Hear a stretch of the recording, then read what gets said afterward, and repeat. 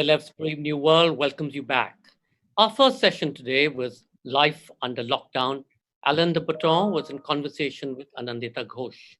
Those of you who have missed any of our earlier episodes with Jhumpa Lahiri, Peter Carey, Siddharth Mukherjee, Piku Iyer can catch them on our Facebook page, JLF Litfest, or on your YouTube channel, Jaipur Litfest JLF. JLF's Brave New World has been created to continue free-flowing access to knowledge, information, perspectives, and learnings. Our next session today is Headlines and Deadlines, Tina Brown's Vanity Fair Diaries. Tina Brown is an award-winning journalist, editor, author, and founder of the hugely successful Women in the World Summits. Between 1979 and 1998, she was editor-in-chief of Tatler, Vanity Fair, The New Yorker. For her work, she was awarded the Commander of the Order of the British Empire for her services to journalism in 2000 and inducted into the magazine's Editors Hall of Fame in 2007. She has written 2 books, The Diana Chronicles, the 2007 New York Times best-selling biography of the Princess of Wales, and The Vanity Fair Diaries, which was chosen as one of the best books of 2017 by Time, People, Amazon, The Guardian, The Economist, Entertainment Weekly, and Vogue. In 2018, she launched the podcast TBD with Tina Brown, in which she interviews politicians, actors, journalists, and newsmakers. Having been a regular at the Jaipur Literature Festival, she coined our much-used description of the festival as being the greatest literary show on earth. Welcome, Tina, all the way from New York. Speaking with her today is Chiki Sarkar. Chiki Sarkar is co-founder and publisher at Juggernaut Books. Sarkar's company is India's first publisher to have its own app for the smartphone, which creates a new reading experience for users. More importantly, right now, it's free, so do subscribe to it. Juggernaut's authors include Twinkle Khanna, Nobel Prize winners Abhijit Banerjee and Esther Duflo, Tony Joseph, Benjamin, William Dalrymple, and Arundhati Roy. Remember, ladies and gentlemen, please comment and ask questions by typing it into the comment section, and we will pass these on to Chiki to ask of Tina. To follow our handles, JLF Litfest on Facebook, Twitter, and Instagram to get notified on the upcoming sessions. In case any of you drop off due to bandwidth issues, you can find us on our YouTube channel, Jaipur Litfest JLF. Ladies and gentlemen, Tina Brown, Headlines and Deadlines, The Vanity Fair with Chiki Sarkar. Thank you so much, Sanjay. Tina, I'm going to start with New York because Vanity Fair Diaries begins in a way with you being sort of barely 30 and coming to New York and getting one of the most glamorous journalism jobs in the world. You were asked to head up Vanity Fair. You're now sitting in New York, and it's a very, very different New York. Give me a picture of New York right now as you're sitting there, and then give me a little bit of a contrasting picture of what it was like all those years ago. Well, it's lovely to be here. I'm such a fan of Jaipur Lit Fest, and anything, even pretending to be at it is a wonderful thing.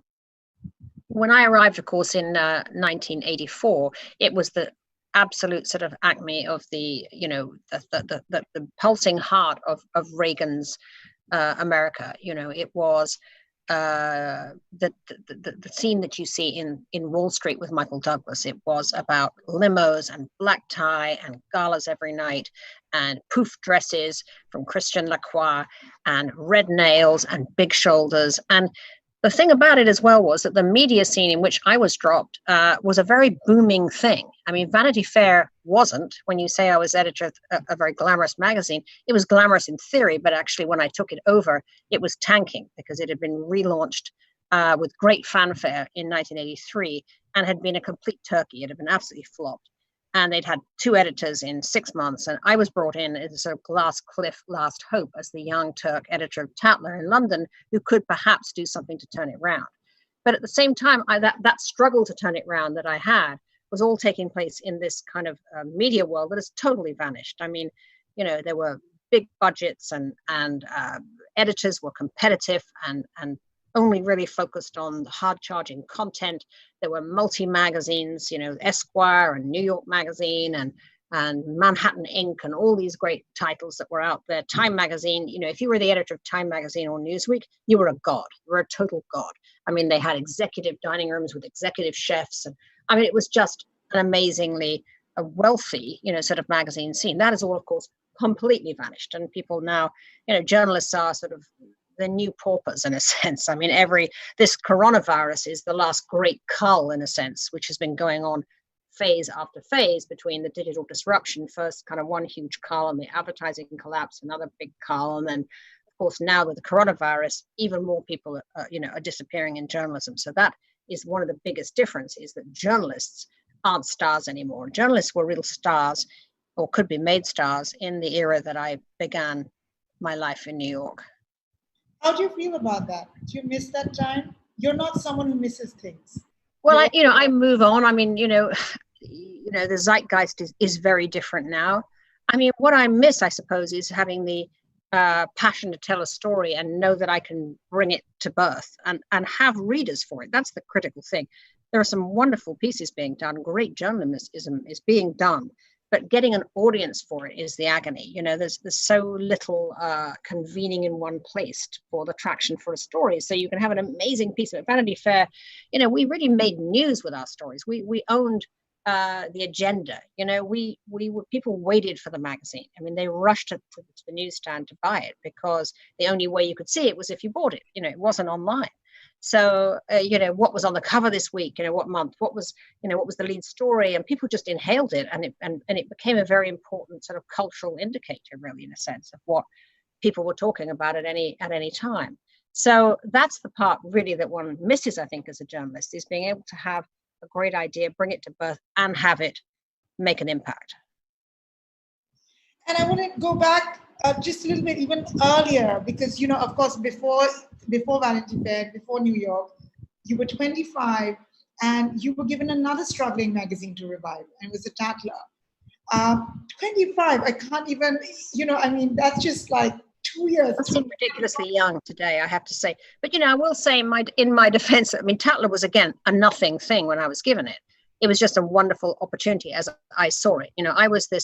I was out of Oxford, I was writing articles. A sort of real estate guy bought this old title, The Tatler, which was a 270-year-old sort of, crumbling gem, as it were, of English magazine life. It was down to 12 pages of nothing, and it was like a shiny sheet, But he wanted a sort of a new young editor, and somebody suggested me, because I was sort of writing swashbuckling pieces in, various magazines. And I just basically hired my friends, which is, of course, what people do when they're young, and they turn around and they hire the people they were at Oxford with, or, journalism with, or whatever they were doing with. And that's what I did. I had this young team of 12 people, all of whom turned out to be amazingly successful. I mean, sort of my intern ended up running the whole of Condé Nast, and now is, chairman of the Victoria and Albert Museum. Another one, went off and, major figure at MTV, and then someone else then became the managing editor of Vanity Fair. They all were really good, as it turned out. They were just a good generation of young people. And, we turned around Tatler very quickly. I mean, we made it into a real magazine, a glossy magazine. And mostly it was about, its attitude. I mean, my philosophy at the time, I used to say, if you haven't got a budget, get yourself a point of view. We didn't have any money to spend, but we had a huge amount of attitude and kind of, irreverence. And because everybody, we were so young, everybody we were writing about just seemed like massively august. And so we just used to have unbelievable irreverent fun. I mean, stuff I would never publish today. I mean, outrageous things we would write about people. But to us, they were just kind of statues on a plinth. They weren't real people. And of course, the great thing that happened to Tatler was the best social story for a social magazine, the best story of the century, which was the rise of Lady Diana Spencer to be married Prince Charles. And of course, a lot of people in my office knew Lady Diana. It was, she was pretty much the same age as the people in the office. And so we owned that story. I mean, it was to Tatler what, O.J. Simpson was to CNN. We just devoured that story. We knew the people, we knew the restaurants she went to, and we knew the houses she stayed in. And we became the sort of the great chronicle of Diana, which of course put us firmly and squarely really into the mainstream of glossy magazine success. And that's where it kind of rode the circulation up in a very major way. Diana, of course, also was one of the big success stories when you moved to Vanity Fair, because you broke the story of the cracks in the marriage. Uh, Yes. Vanity Fair, and it became one of the iconic stories. You had these sort of big iconic cover stories. So in a funny way, Diana is kind of followed Diana maybe rather than Diana followed you. Yeah, But well, she became one of my great subjects, because she was the irresistible subject in the way that for a different generation, I suppose, sort of Jackie Onassis was. But at Vanity Fair, we weren't cracking it for about the first sort of 8 or 9 months. I mean, actually longer, about a year and a half. We were had it. I redesigned it. I had this team. It was way better than it was. People began to like it, but we weren't really cracking it in terms of newsstand and advertising yet. And we were sort of getting the prestige bump, but we weren't getting the sort of the real success that you need. And magazine was about to close, and I learnt this for that the boss, Cy Newhouse, was actually planning to close the magazine in 1986 and 1985 it was. I was out of town selling, helping to sell advertising, and I got this message that he was looking to just lay off everybody. So I rushed back and I threw myself on his mercy, and I said to him, we just give me 3 or 4 months, because I have these stories in the works that I think can change things. And the stories that I had did change things. I had 3 great stories. One of them was I got access to the Ronald and Nancy Reagan at the White House to do this major kind of story on their marriage. And we did a photo shoot that just went what would have been called viral today. We arrived to do the photo shoot. I went with the photographer, Harry Benson, and he brought with him a boombox, which is what you had at the time to play music. And in the boombox, he had a cassette tape of Frank Sinatra singing Nancy with the Laughing Face. And as Nancy Reagan and Ronald entered the room on their way to a black tie state dinner, he hits the boombox and starts playing the tape. And as they walk in, Nancy goes, "Oh, Ronald, that's our song." It's like something out of a bad movie. And she says, "Let's dance." And then the two of them started doing this amazing dancing together. And, we caught this on camera. And then they did something else, which was great. I said, "Listen, why don't you just give each other a great screen kiss at the end?" And they did. And they did this wonderful kind of smooch together, which then became known as the Reagan kiss. And it went everywhere, all over every newspaper. So that was one great story. The other great story was Princess Diana, because of my Tatler contacts with many kind of, gossiping dukes, duchesses, earls and, whatever, I kept hearing about the fact that the fairy tale marriage, actually, behind scenes, it wasn't going well at all, that in fact, things were really cracking up. And I tried to get someone else to write it, but I couldn't. So I thought, I'm just going to have to go do this story.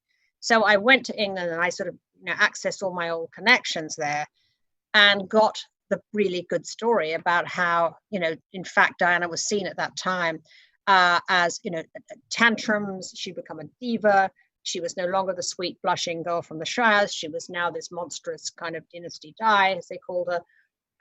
She was making trouble. Charles had turned into this pathetic,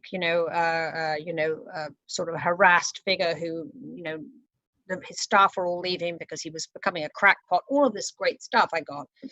And I wrote the story and I called it The Mouse That Roared. And just went absolutely huge. I mean, it really exploded. And it exploded so much that Charles and Diana did something that the royals never do, right? They went on television on the BBC to deny the story, which of course then you knew was totally true, because the palace only denies stories that vigorously if they're true. And of course it was true. And later years later, when I saw Diana and had lunch with her in 1997, just before she died, actually, it was in the July of that year, and we met in New York when she came to sell her dresses in an auction, at a charity auction at Christie's. And we had lunch at the Four Seasons. Me and Anna Wintour together, actually, we had lunch with her.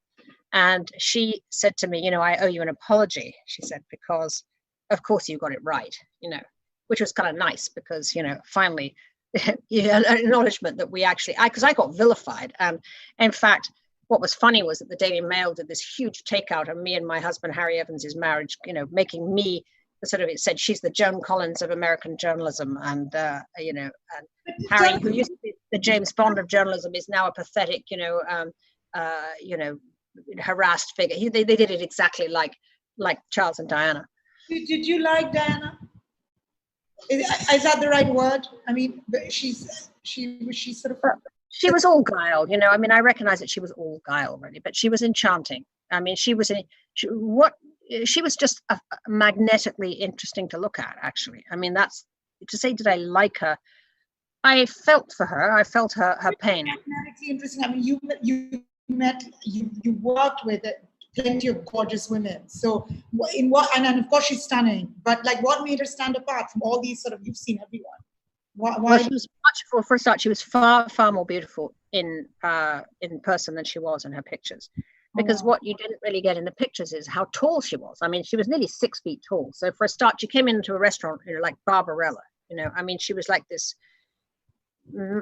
really tall, willowy figure, and she had this amazing skin that was like a beautiful peach. You know, in terms of its texture and the beauty of her complexion, and then these massive eyes that were blue eyes that were just sort of huge pools of kind of limpid feeling. You know, I mean, everything in her life, her pain, her vulnerability, her intensity, it was all just in these amazing eyes. So she had this great presence, actually.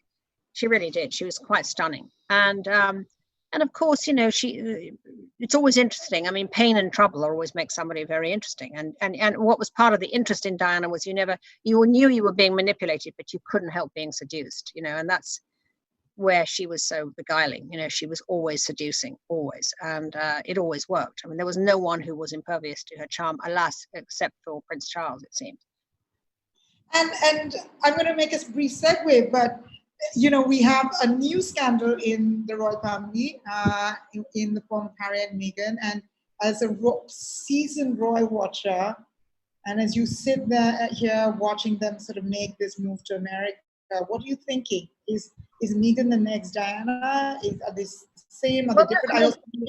Meghan is always going to be much less complex than Diana, because Diana was so complex and her own background was so interesting with the Spencer family and the family antagonism and all the stuff. And Diana's past was so much more deeply textured and interesting, I think. But you know, with Meghan, the only thing that is interesting is, I mean, when I went, my piece on Diana the Mouse That Roared begins with a description of all the things that people are saying about her. She can't get on with any staff. She fires, she's surrounded by people who quit all the time. She has, impossible demands. You know, she only cares about her press. All of these things that people were saying about Diana. And of course, you could take those same lines and absolutely apply them to Meghan, because people were saying exactly all that same stuff and have said all that same stuff about Meghan.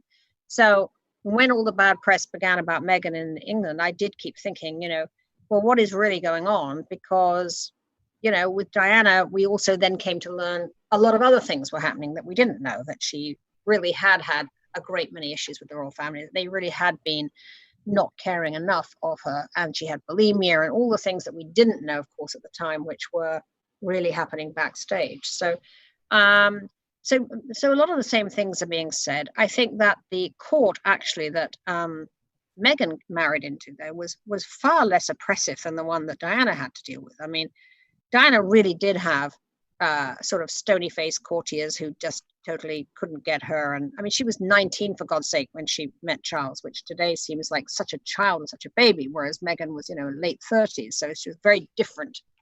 Yeah. You know, she's an accomplished career woman with a successful career behind her, completely different in that regard.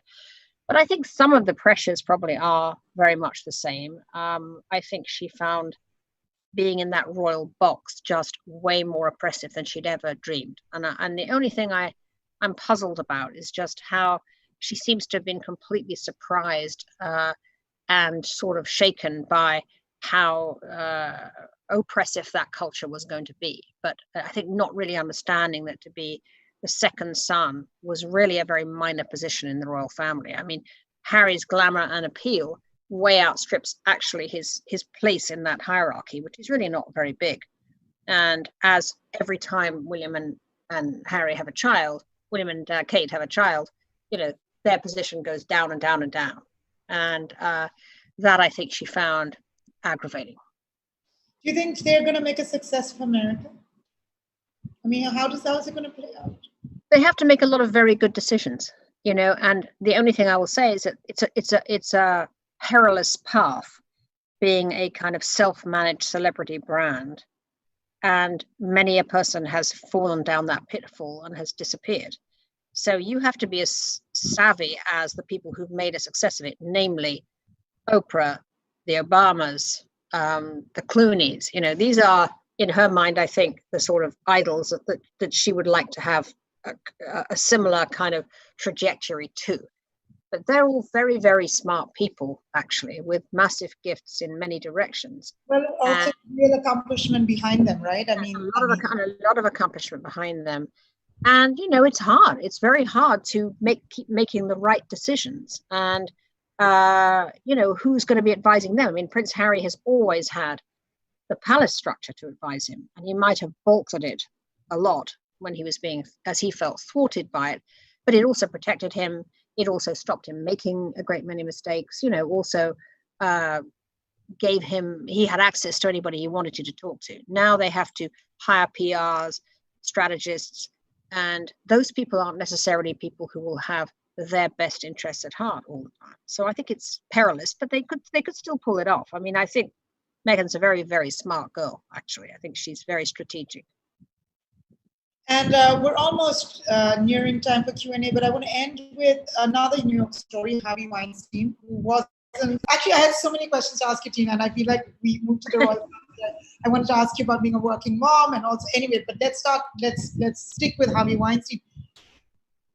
You worked with him and, of course, had a very difficult time with him. And then this extraordinary thing that's happened to him. Tell me your feelings. I mean, if you'd been in Vanity Fair now, Weinstein would have been... Well, I left the New Yorker. I mean, I sometimes look back thinking, what was I smoking? But I mean, I was editor-in-chief of the New Yorker. I've been there for 7 years. I had probably the happiest, best job in journalism.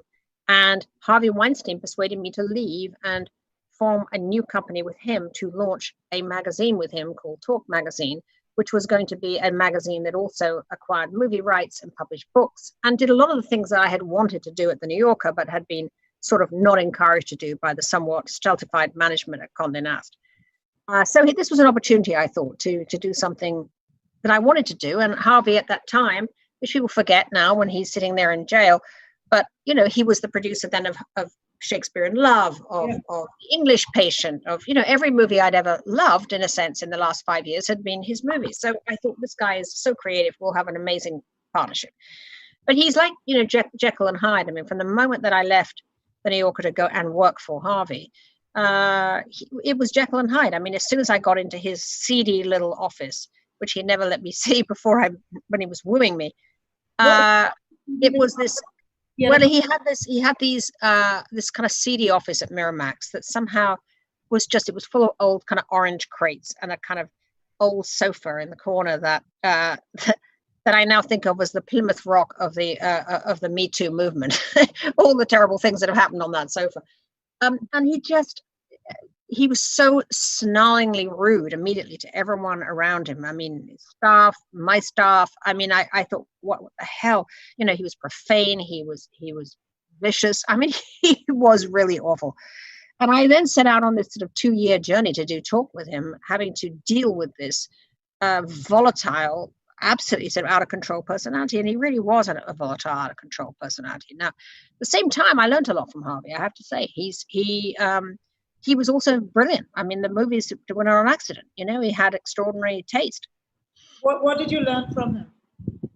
Well, he was brilliant at marketing. He really, really was. I mean, he was brilliant at preparing strategic plans to take his films, and in our case, articles, books, out of the sort of the arts pages and into the news pages. I mean, he was really strategic about that, creating energy, being indefatigable, being not taking no for an answer, marshalling his team. He was really, really great. When he wanted to get a movie's attention for one of his movies, he was extraordinary in getting that going. And I think there are many filmmakers now, who think to themselves grudgingly that if he was behind their movie right now, it would be in a different place than before. However, it came at just too great a price. I mean, I never saw the sexual harassment, the sexual assault, any of that. I didn't see that. because I wasn't, I wasn't going to be a target. He only went for the sort of the very young, beautiful young models, and that wasn't anything I was ever going to see. I just did see the bullying. I saw the intense bullying, which was very, very scary. I think time for Q&As, and I'm going to start with a question by Rahul, because it's a question I want to ask too. How have you managed it all? You've got the career, the marriage, children, home. You're an icon for a whole generation. I want to add to it because, of course, when you were moving to America, you'd also recently made a marriage. So you weren't, I mean, a new marriage is a big thing, and it was a slightly, it was a kind of, it was a scandalous marriage at the time, wasn't it? I mean, he was a brilliant older editor who left his marriage to be with you. And then when you had your children, you had your elder boy had sort of some behavioral issues. Yeah. And I mean, when that bit in the Vanity Fair Diaries moved me incredibly, because I'm managing babies in my work, and I found sort of the descriptions of you being anxious about your son, but having to put your covers to bed, managing all of it, just like, I thought, gosh, how did you do it? Well, it was the great juggle that every woman with children and a career drive has. My Vanity Fair Diaries is about a love affair with a career. It's also about a love affair with a man, my husband, and my family, right? And my son Georgie and my daughter Izzy. Georgie was born premature by 3 months, and that was a very distressing and stressful passage for us. And because in a sense I was sort of at that point sort of riding a crest of success at that moment, and yet I felt like I'd been sort of betrayed by my own body in a way, because my son came so early, and it left him with some problems, with some issues and some impairments that have been a real struggle over the years. And he's, I have to say, great now. He's now 34, and he's doing fine, but he's had struggles all along the way because of it. So that really was really, really difficult to deal with. But also, it's part of one's life's journey and one's story. And I did what every woman does. I improvised, right? I mean, I improvised constantly. And, it used to amuse me when, everybody you meet when you're in that situation, a woman, you say to her, how do you do it? And there's no magic formula. You just make it up as you go along. It's still true. And that's what I did. Ariane asks, in the Vanity Fair Diaries, you talked about how you help writers who weren't traditionally trained to master their style. How important was that, and have you found any inspiration to write post your training? So I'm presuming, what was this? To discover writers, you mean? Yeah. To me, the most important thing for a writer is their voice. Does that writer have a voice? And secondly, how do they think? Right? It's not just about style, it's about what do they want to say. So those are the two most important things to me, because it seems to me that you can train a writer, a writer how to sort of write an introduction, how to make a structured piece, how to do a factual piece, but you can't teach them how to notice the right things. So, you can put somebody down into into Harry and Meghan's house, and they emerge not having noticed anything. Or you can have a writer who actually may not necessarily be a quote professional writer, but who has a great eye to notice the things that are really happening. There are things that are important. So it's about voice, it's about noticing things, the right things, and it's about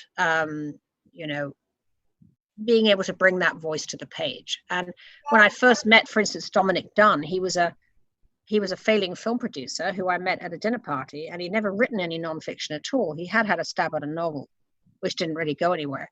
But as he talked, I just thought, this guy has so many amazing stories, and he had a way he talked about the stories, and the way he talked about his life and his ups and downs and his issues was just so, to me, compelling, that I asked him if he would keep a diary when he went to the trial of his daughter's murderer, which was a horrific case in Hollywood where his daughter had been murdered by a chef at the Mama Zen restaurant. And he wrote this diary, and as soon as he did, and I read it, I knew that he was an amazing writer, because he had that voice that captured you from the moment you started. Sachdev asked a question that's linked to it. Is that how you spotted talent? Because you've been a great talent spotter. You found Adam Gopnik, Malcolm Gladwell. What is it? when you meet them, is it as you said, an attitude and a voice that you're looking at, and you say, yeah, this guy has it?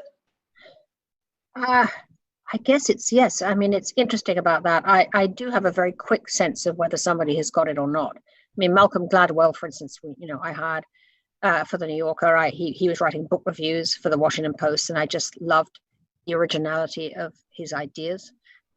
Jeffrey Toobin, who I don't know whether you know, but he's a great legal writer. He was a young assistant district attorney, and I needed a legal writer. And I just thought when he came in to see me, I loved the ideas that he wanted to tell. And I thought, let's see if he can write. And he couldn't at first, as a matter of fact. In fact, he wrote 6 pieces, which were really just duds, until I sent him out to do the O.J. Simpson trial. And then he just flowered. And I realized, yes, this guy understands what's the juicy thing to talk about. So, yeah, it's partly that. It's and it's just, being transported sometimes just by a sentence. And, it could just be 2 or 3 sentences there, which makes you think, this guy has it, or this woman has it. There's something there we can work with. Do you think, this is a question from Margaret, was Daily Beast too early for its time? It was such an incredible idea. Oh, I love the Daily Beast was a great hit, and I love the Daily Beast. I mean, the Daily Beast for me, that was like the most fun I'd had since the Tatler, really, because I'd finished my book on the Diana Chronicles, Diana book. I'd had my horrible experience with Harvey Weinstein, and I just sort of had nothing to lose. So when Barry Diller, the media, entrepreneur, came to me and said, do you want to do an online news magazine? I first didn't, but as soon as I began to work on the design of it and the sort of work with the digital people, I realized that it was just going to be incredible fun, because I had found something commensurate to my impatience. I suddenly discovered the absolute joy and gratification of having an idea, assigning it, from my BlackBerry at the time, over breakfast, getting a piece, posting it, and then like getting a fish on a hook, suddenly, whoom, you'd see the traffic. We had a traffic, chart thing in the office, and it became my cocaine. I mean, I would come in and I would see those pieces rushing up the traffic chart, and thinking it was exciting to know that people were really reading. And that has always been my passion, is to, both tell the stories, but as I said at the beginning, to get attention for those stories and have people really inhaling them. And you could feel that as a live thing at the Daily Beast. So I had a fantastic 5 years at the Daily Beast. It was just really a fun thing, full of young people. I was suddenly the oldest one in the room, and they were all I was the den mother to all of these wonderful digital kids who've all gone on to do amazing things. So that was a very happy few years.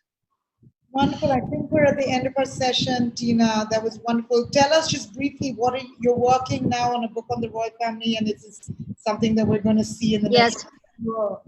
And then it's a follow-up to the Diana Chronicles. I've called it the Palace Papers, and it's going to be about what happened to the royals in the 20 years after, but they're now changed, they're older, and of course now dealing with the post-Diana world and how to reinvent some magic that suddenly gets kind of all changed and blown up when Megxit happens. So it's hard. These royal books are very hard to do, but I'm actually having a lot of fun with it too, particularly in the middle of coronavirus. I can just sort of contract out and send my head to England. I can't wait. And I'm sure all the people watching this. Thank you so much, Tina. Thank you. Lovely to talk to you, Chiki. Thank you so much. My friend Sanjoy, after so many years, so good to see you. Good to see you, Tina, and please take care. I know it's been very difficult out there in New York. Thank you so much, Chiki, for this wonderful conversation. Thank you all for watching and being such a great audience. I'm sorry we couldn't take all your questions, and I know that many of them streaming in, and many of you had questions on women on the world as well, but perhaps sometime we'll get Tina back and we'll be able to wrestle her back from Davos, which has become her annual haunt. I decided that was my last Davos. Okay. Fantastic. Jaipur has my heart, and January belongs to Jaipur in future. Thank you. I hope we're all able to meet again. As the Queen of England said, we shall meet, and I hope we do. But thank you all very much. And remember to get your weekly fix of hearing the greatest minds of the modern world. Do not forget to tune in on Wednesday, the 22nd of April at 7:30 p.m. Indian Standard Time We've got yoga in a time of crisis, James Mallison in conversation with Yashashwani Chanda. Ever since the corona pandemic paralyzed the world, social media has been a buzz with people managing lockdown with yoga. In this session, SOAS professor of Sanskrit and yogic Mahant, Sir James Mallison tells Yashashwani about the history of yogic isolation and focusing on how yogis have used solitude and stillness to delve into their inner depths.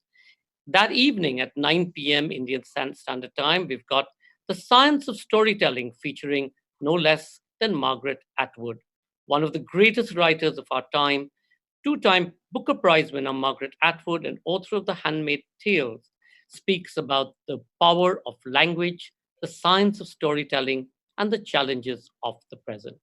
And we now leave you with the lilting tunes of Tinariwen in concert, an extract from our Jaipur Music Stage archives. Tinariwen is a band created in the early 80s by Tuareg musicians from northern Mali. Their music, often referred to as blues from the desert, is a deep expression of the suffering of the Tuareg people and their life in the Saharan desert. Ibrahim Al Habibi, the band leader, was a rebel years ago, but he now preaches peace through music. Since the end of the 1990s, the band has been performing all over the world, bringing a unique sound to the audience and representing the culture of the Tuareg people. Enjoy, be safe, and we'll see you back on Wednesday. Thank you. Thank you.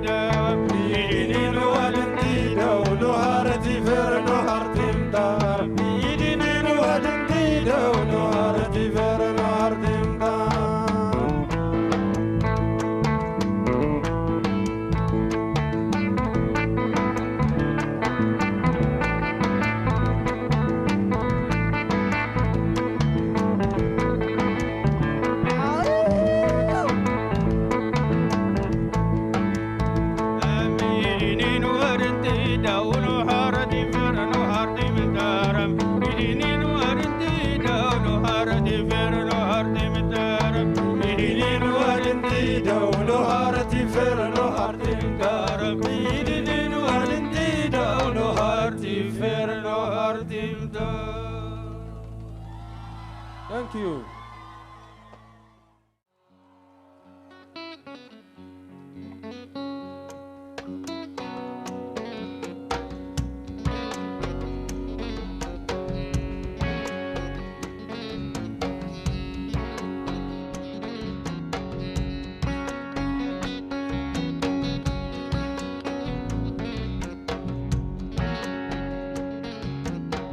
أراعي إلهي تنبت سورة في قصار